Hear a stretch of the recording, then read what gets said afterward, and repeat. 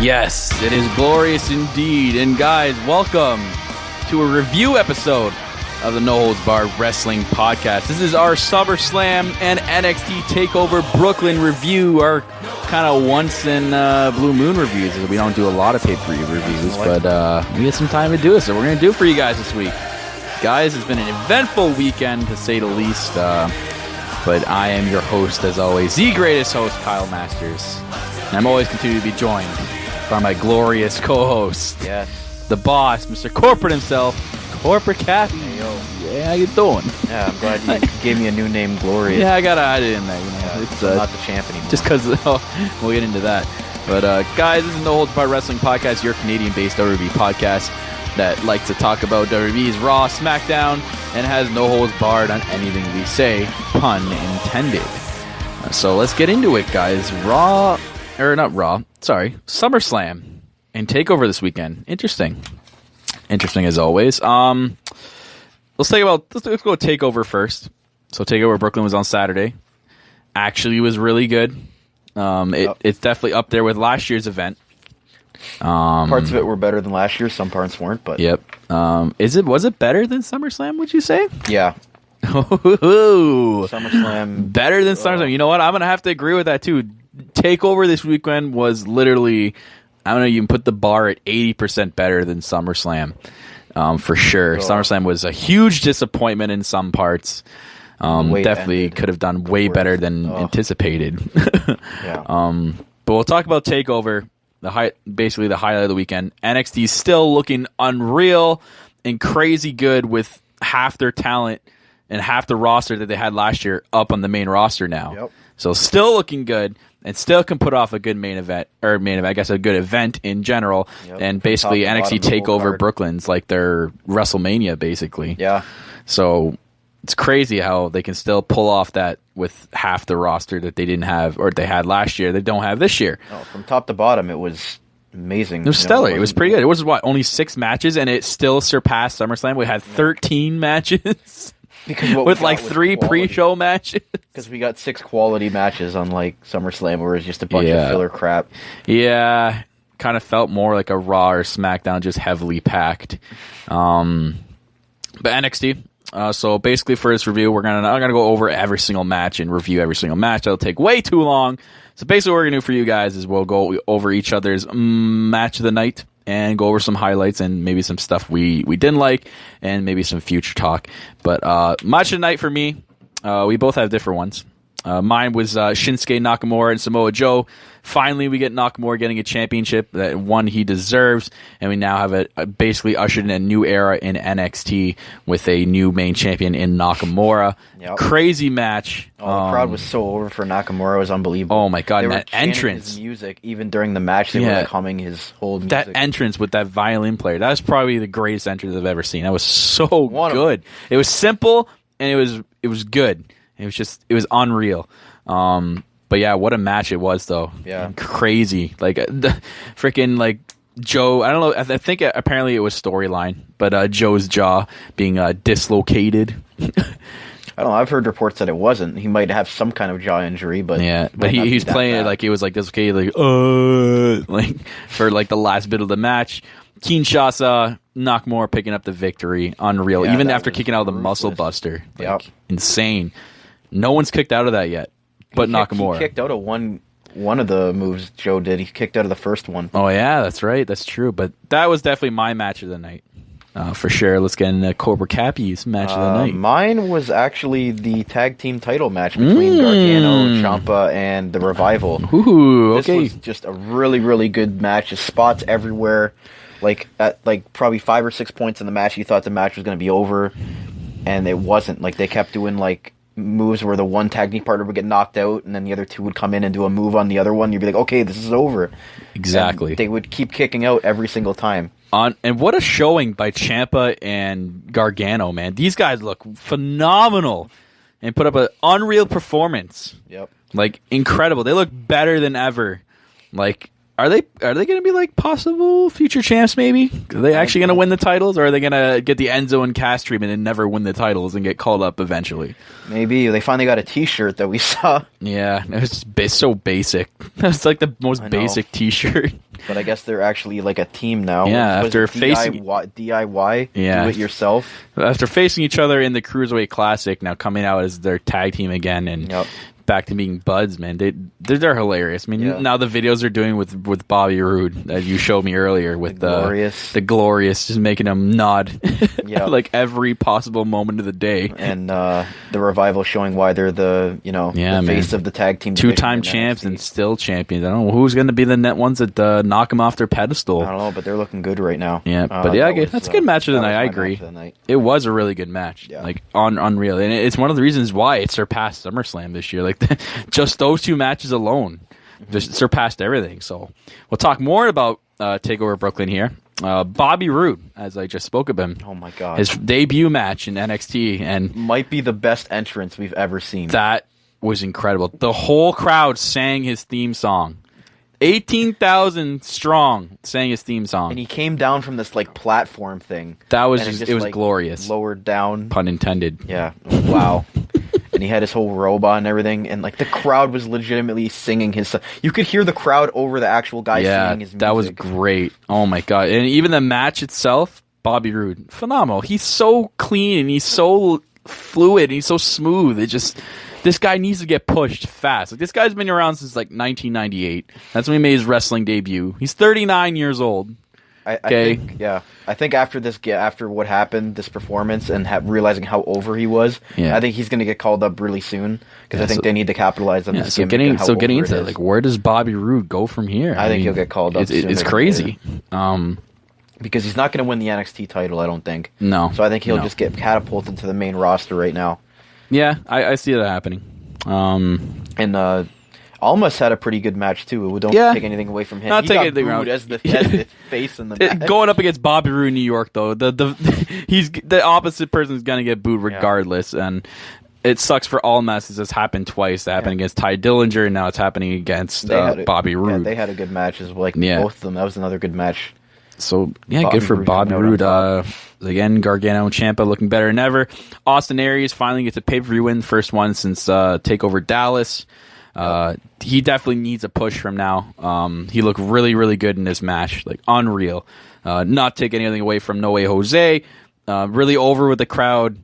Has a good serious side to him, so it'll see what happens with him. He might get a straight push as well, but Aries needs a push in NXT or to the main roster right away. That's why they should have an NXT mid-card title, because Aries could be like the mid-card champion. Yeah, even Bobby Roode can fight for it as well. And if Eric Young, who's apparently signed with NXT, makes his debut soon, they could have a feud for it. And they need a mid. I just hope it's not going to be called like the NXT Universal Championship. Yeah. Please don't, because we already got some bad reception from what we saw yesterday, and we'll get into later. If Regal's the GM, he should make it the European Championship. Exactly. That'd be an NXT European Champion. Yeah. That's not bad. I like that. Another highlight for TakeOver Brooklyn, Bayley and Asuka, a classy farewell match. Of course, Asuka coming out on top, as we knew was going to happen, and it was the Bayley farewell match. Sasha and Becky were at ringside, front row, watching the match. And the crowd chanting, "Thank you, Bayley," and her going out and like looking and basically crying and waving. So obviously signifies her farewell match. On to the main roster she goes, and boy, does the main roster need some help. Right now, especially now. It's both SmackDown and Raw. Raw's women's division needs help now. Yep. So, NXT TakeOver Brooklyn. Really good. One thing. Ember Moon's finisher. So, we got the debut of Ember Moon. This new diva that Larry looks like to be, or NXT looks to be high on. You get those really cool red contacts in. She had a really good match. She looked really good.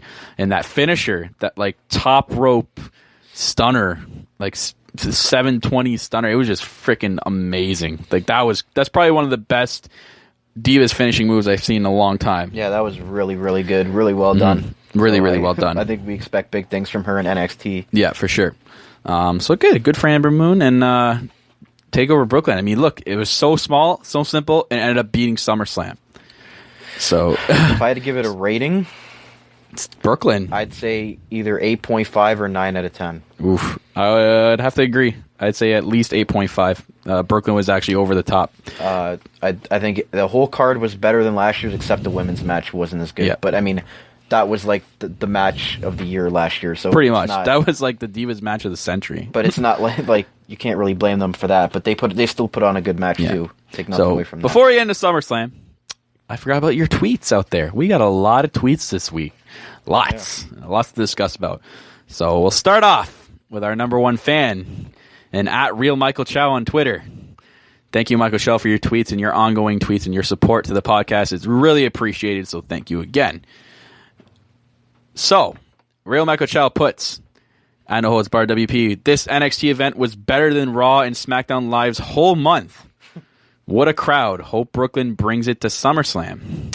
As they did. We knew that before. So he also puts, before this month, what was the last time you remembered a WWE Diva being suspended for drug violation? Hashtag equal opportunity. Interesting. Very interesting. I don't even know. When's the last time... got me stumped on that one. Yeah. Interesting. Now that... I guess that you can say it's equal opportunity now that they're getting tested finally. So were they never tested before? Yeah, or maybe they just weren't like... They didn't bring it out to the public back then, because I don't think they did. I think they kept things... Well, yeah, as you saw in the 24 special, like they're more as like a viewship thing and not a want to see them wrestle thing. So they could have been on steroids and could have been taking some stuff and everyone would have cared. But not even that. Like going back in the day, like remember when Randy Orton would get mysteriously disappear from television because he was suspended, but they wouldn't release that he was suspended. And now they W's like come out and telling us the truth, like telling us, okay, that's why they're suspended and blah blah blah. If I had to make a choice on that, I'd probably say Beth Phoenix was probably on drugs at one point. Karma, maybe. Yeah, maybe. Karma, Beth Phoenix. So that would be my Beth bet. Phoenix was pretty butch. Maybe even Dana Brooke. Dana Brooke's gotta get tested. God, she's stiff as hell. Anyway, next. Anyways, Real Mike Show also puts pros for SummerSlam SmackDown's tag team match. Sasha and Charlotte's match, AJ and Cena's match of the night, con everything else. He also put, to quote the great at Corporate Cappy, this felt more like a breaking point pay-per-view. NXT TakeOver Brooklyn over SummerSlam, hands down. Can't agree with him more on that. We also have another question from him. He puts, and do you think WWE is making Lesnar too powerful? He once beat up the entire New Day, League of Nations, Owens, Reigns in one segment. Well, they are making him like the most dominant figure. Pretty much, like literally the most dominant figure ever. Like even like surpassing Goldberg's streak. Like they're just making this guy relentless against anybody. Like he defeated the streak. I think they are literally making him way too powerful. Like more powerful than he should be. I think they're going over the top, and they don't know how to say no to him because they think losing him, like we said before, is a big draw, which is not. Literally, people would not give a shit if he left the company. They wouldn't care. They make it seem like if Brock Lesnar wasn't there, the company wouldn't survive. Well, it did before. So thanks, Michael Chow, for your questions and thoughts and comments. We love them as always. Also tweeting us, Chuck Wilson at CWilson3124 on Twitter. He puts 2 legit match of the year candidates at NXT TakeOver Brooklyn. Maybe 3 incredible. If NXT was its own company, it would destroy WWE. This is very true. We definitely agree with you, Chuck. He also puts NXT is such a better in-ring product. WWE overproducing style being absent here really sets it apart. A++++. Agreed. He also was looking forward to Rollins versus Balor when I put up that question. He also says, in terms of SummerSlam, I want my $9.99 back for August. Not even the greatness of TakeOver can make up for the idiocy I just witnessed. We agree, but guess what, Chuck? We pay $11.99. So how do you think we feel up here? $2 extra, probably more. We want our $2 extra too. Yeah, for the Canadian conversion there. Yeah. He also put, they don't put over one of the most over tag teams they have because reasons, I guess. He also puts, they put Reigns in a feud with the best heel on the roster, and they have Rusev come out looking sympathetic. Just true. He kind of looks sympathetic a little bit. He also put, plus they make Rusev look like a complete chump. I guess during the whole no match thing, I guess I agree with that. That was... Also, he puts the Ambrose for Ziggler match was just bad. Dean is one of the most over faces, so they book him as a heel in this match. Yeah, kind of, because they want to make the champion face. He's not really a heel. So, I guess the aggression made him look heelish. Yeah, but that's Ambrose, though. Like, that's who he is. He's a lunatic. You know, he's not, the ultra face. He's the anti-face. Yeah, and then he also puts, then in a week where we're seeing wellness suspensions galore, they book a roid monster over a returning superstar. Moronic. Some harsh words. Yeah, he's bitter, and I agree with his bitterness. There's a lot of truth to that, and it's so true. And how I called it. The main event of SummerSlam was going to be Orton and Lesnar. Great. Also, tweet at us our former co-host Phil on wrestling at Van Goldust on Twitter. He puts the highlights for Takeover Brooklyn, where Amber Moon's finisher, Bobby Roode's entrance, Asuka dominating, the live violin in Shinsuke Nakamura, and also Shinsuke winning.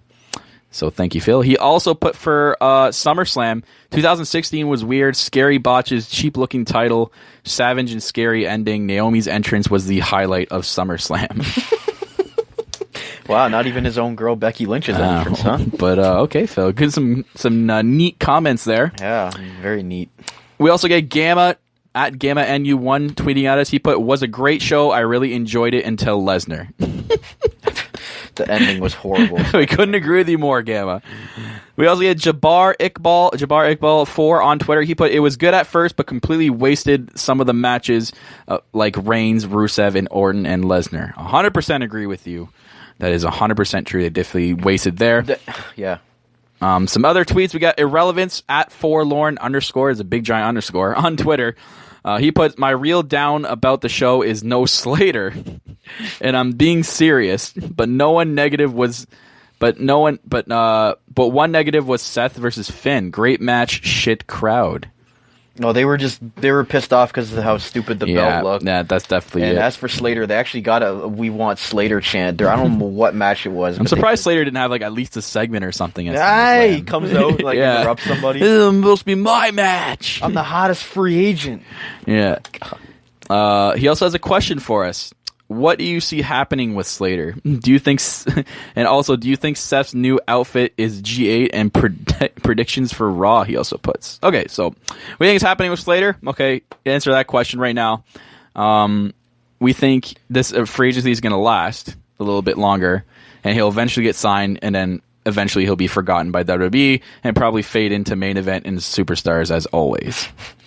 As much as we like Heath Slater and how hilarious he is, I don't know if they have something in plan for him or if he enjoys doing what he's doing. But that's unfortunately the route we see Slater going into. It's entertaining, but he just can't get over. No. He asked us what we think about Seth's new outfit. Yeah, it was more like what do we had our buddy Manny say? Scorpio from Mortal Kombat. I'm not really a fan of Mortal Kombat, but kind of looked like that. I thought it was pretty cool. Well, he only breaks those out for like big title matches. Yeah. I thought it looked pretty cool with his sniper logo on the back. It looked pretty sick. And our predictions for Raw. Well, we're hoping it's over the top and better than SummerSlam because they got a lot to back up.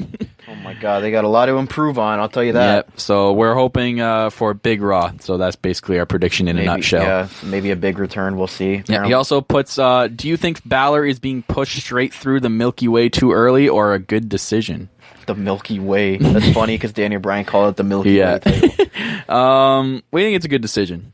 We don't think it's too early. Guy's got he's like 37 years old, 36. Still, he doesn't really have that much longer. I think this is a good time to push him.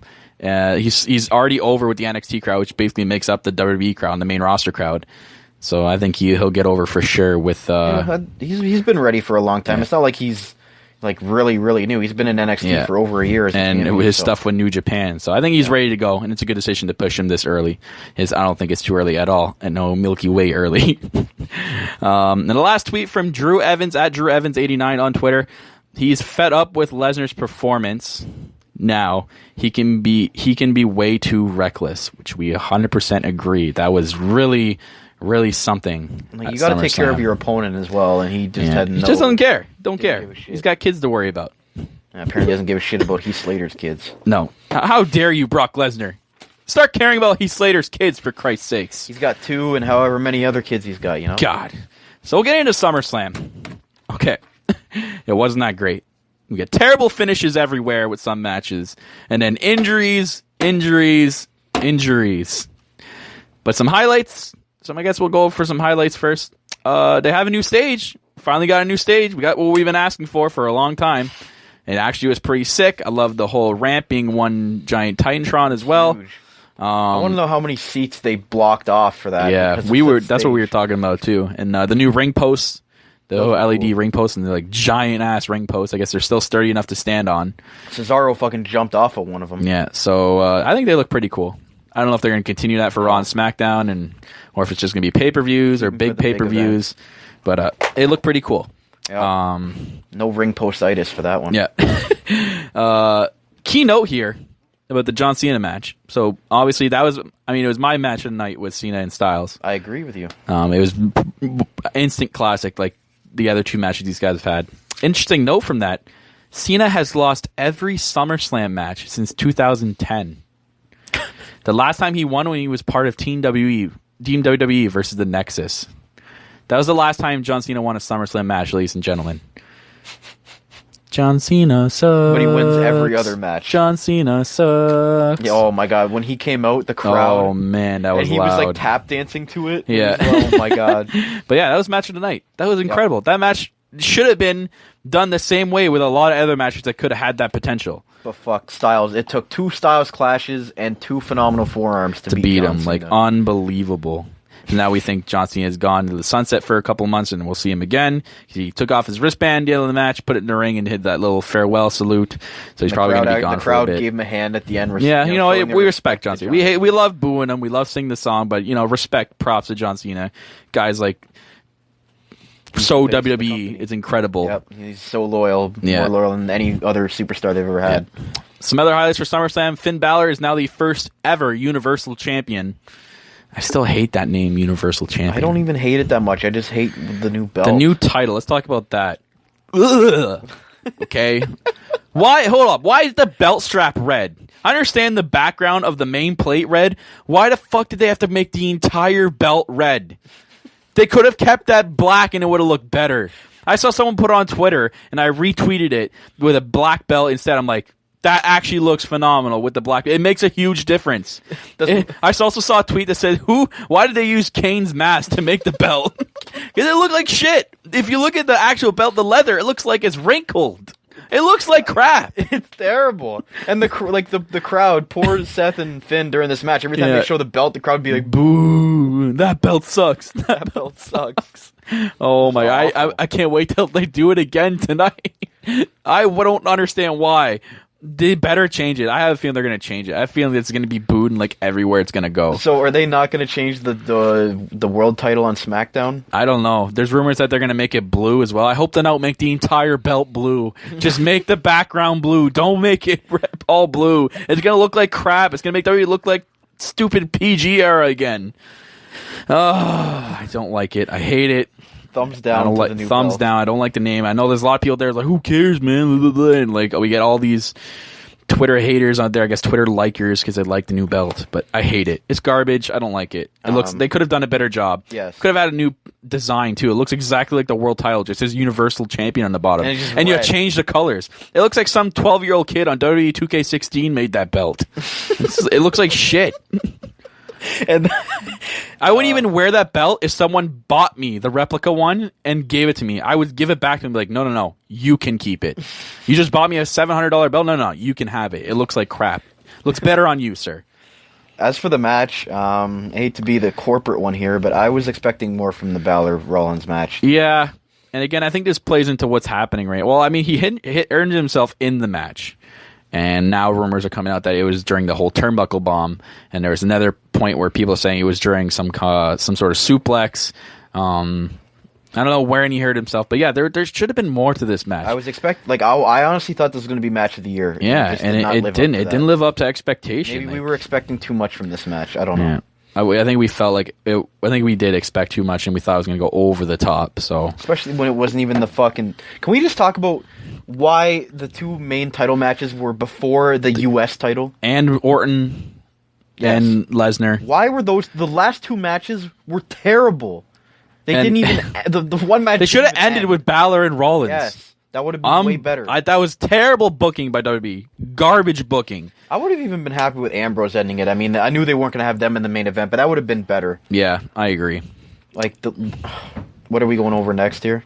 Yeah, let's move on because like it's seriously such a piss off. You don't even want to talk about it because I know it's done now. We're on Monday, but seriously, it's like how like who builds booked that? Who books? Is the that card? Michael Hayes? Michael Hayes, is that you again?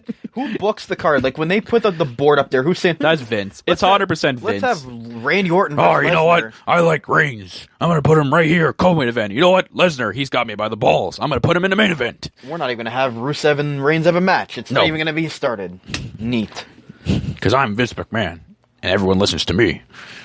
Maybe they didn't want the Universal title with that new red title to be the main event. I don't know. All right, so we'll move on.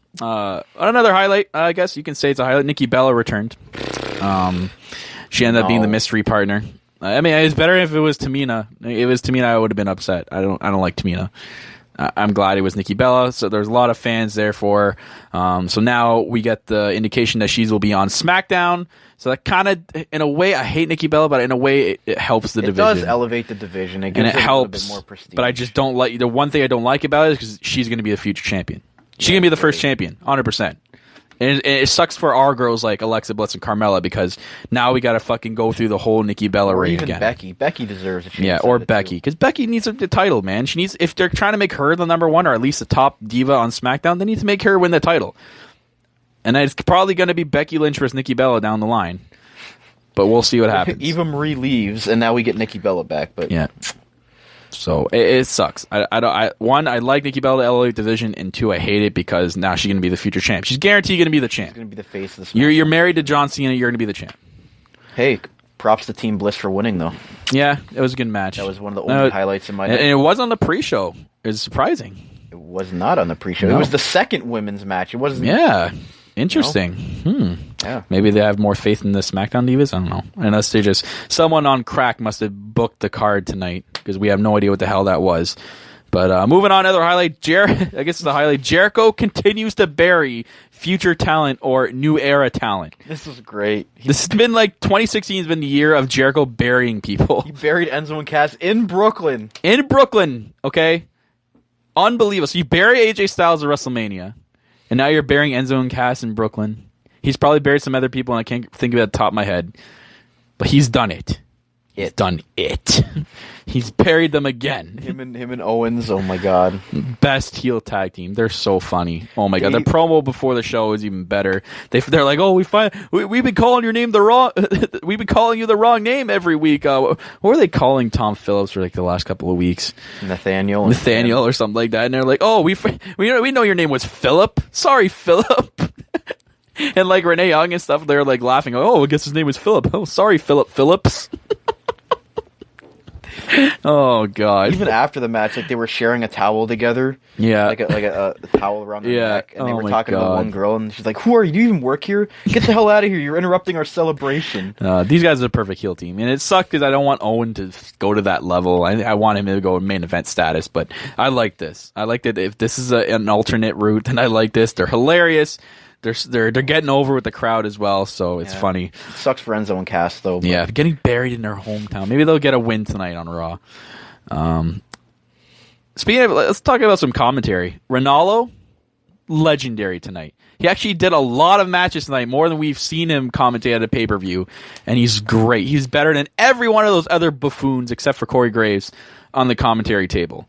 And you know what? I like JBL, but he's becoming more and more and more PG by the second, like, by the day. Ronaldo's even correcting himself when he fucks up a move. Yeah, he fucked up, but he corrected himself right away instead of like Michael Cole, who said Cesaro facing Cesaro, but didn't correct himself. Like we got Cesaro facing Cesaro here in the best of 7 match. Wow, really, Cole? That's a match I want to see. Cesaro versus Cesaro in a best of 7. I'd rather watch that than Sheamus and the shit we got and a stupid goddamn ending finish to that match. Unbelievable. And now Sheamus is up 1-0 in that stupid series. And to put the cherry on top of that match got moved to the goddamn pre-show. Are you serious, WWE? Are you trying to break my balls here? Like, are you seriously trying to just take a shovel and smack me in the face?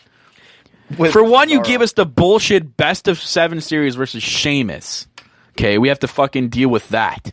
And now you announced the day of, okay, that match got moved to the pre-show.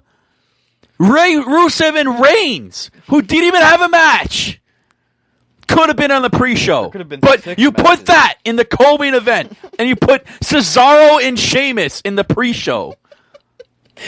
What? Who's doing the booking?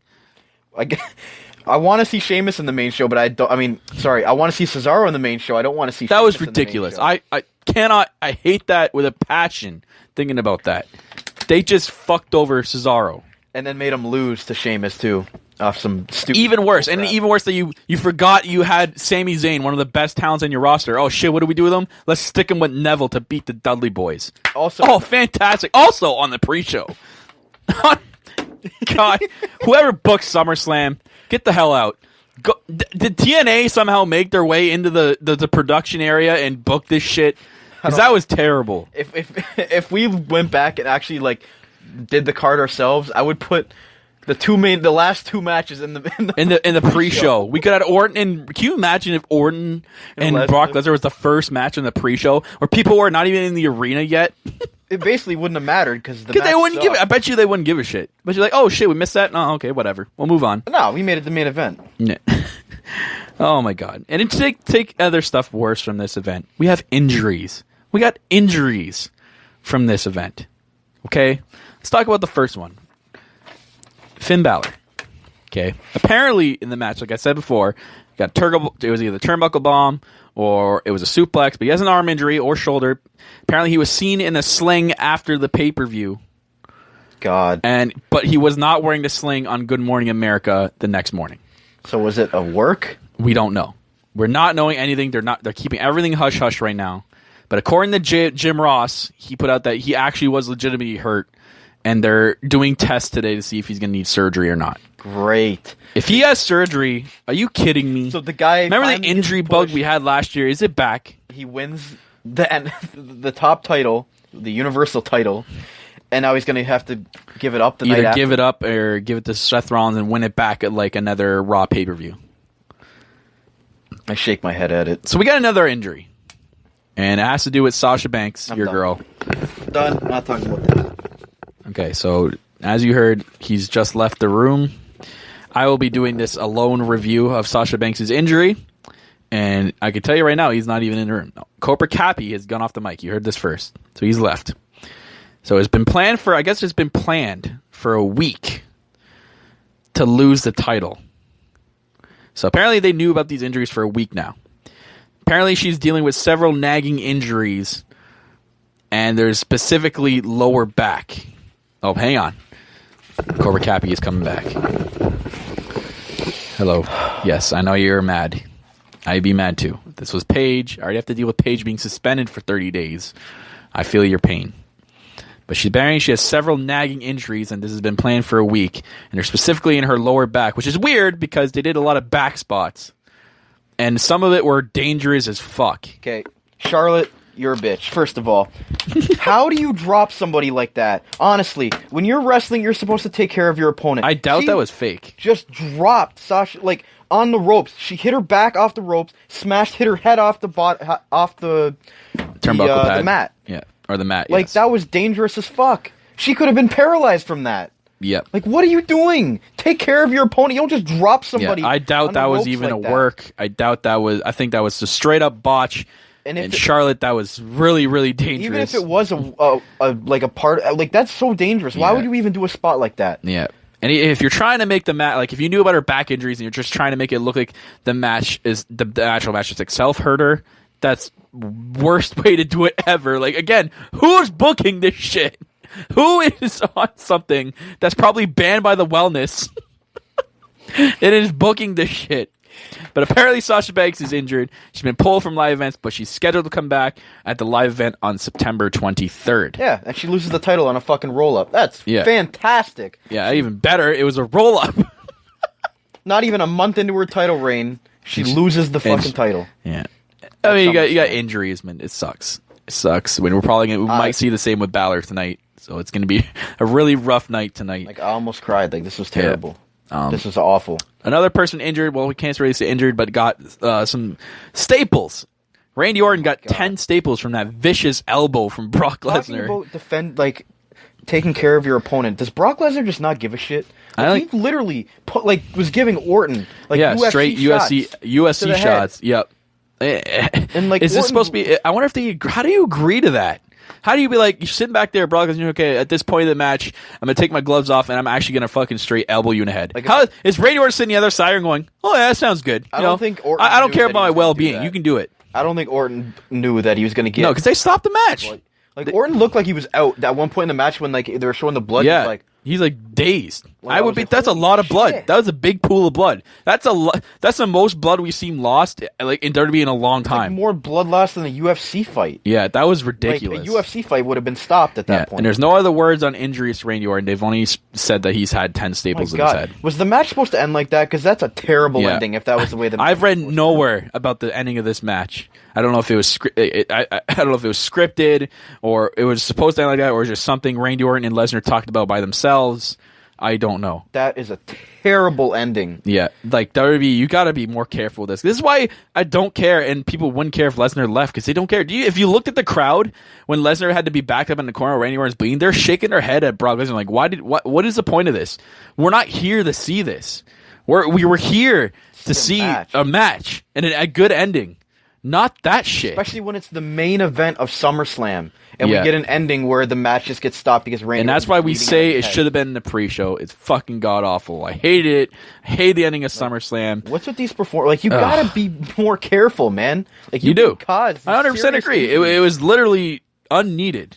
Between Charlotte and Lesnar, I don't know who was worse. They were both reckless as hell. Yeah, both should be suspended. Why people get suspended for forgetting to hand in their papers like the great Eva Marie? As much as we hate Eva Marie, that's a pretty dumb reason to get suspended. Yeah, and then we get people who bluntly injure people, but get away with it scot-free. Somebody, you should have to sit out as long as they're injured for. Yeah, why not? I totally agree with that. If you guys agree with that, let us know. What do you think should happen for people either botching really bad or purposely injuring people like Brock Lesnar? Okay, if it's there's a difference between a botch, something happening that didn't mean to happen, but somebody like Charlotte just dropping somebody like that, or Lesnar just giving. She could have done that another way. If she didn't feel comfortable what the move was gonna do, you could have literally just turned around and did a back sidewalk slam or something. That was completely dangerous, and it could have been prevented. Props to Sasha. She kept the match going, and she did do that one spot in the match where Charlotte was going for the Hurricane Rana thing, Sasha and doing that with her nagging injuries is just she almost went head first on that too. That would have been nuts. I love how Twitter blew up after thinking she got suspended. Oh my god. Well, I mean, you can't blame them because with all the suspensions this week, and it was 33 days. Right? Interesting. So Takeover Brooklyn, way better than SummerSlam. I'm giving SummerSlam a low score this week. I'm giving it 5 out of 10. Oof, I was gonna say 4. 4 because the 4 was made up from John Cena and Styles saving the pay-per-view. Great match. That should have been the main event. If that was the main event, I would have been fine with that. That was a great rubber match. That was the match to end it. That was fantastic. Yeah, that was fantastic. But guys, that was our review for both segments, and our rant. A rant for there's a lot of rant there. But guys, you can check out our other show every week, the Lowdown Show on No Holds Barred Wrestling Podcast. Is where we review Monday Night Raw, Tuesday Night SmackDown from the past week, as well. We have our Twitter poll segment on those days, the Luke Gallows polls, and our WWE headlines where we talk about any important news in the WWE. It is also broadcasted live on Spreaker, as this podcast is at Spreaker.com/NHBWP. And after it's done, it's posted on our outlets, YouTube, Spreaker, SoundCloud, iTunes, and soon to be Podbay, maybe. We'll see. I'm trying to get us out there. And if you'd like to join in the conversation, guys, and have your thoughts, questions, opinions read on the podcast, tweet us at noholdsbarredwp. Also follow us by leaving a comment on the YouTube comment section below. Guys, I'm your host, as always, the self-proclaimed greatest host, Kyle Masters, and every week I'm continuing to be joined by my co-host, the boss, corporate himself, the glorious corporate Cappy. I like it. Guys, have a good night and have fun watching Raw tonight.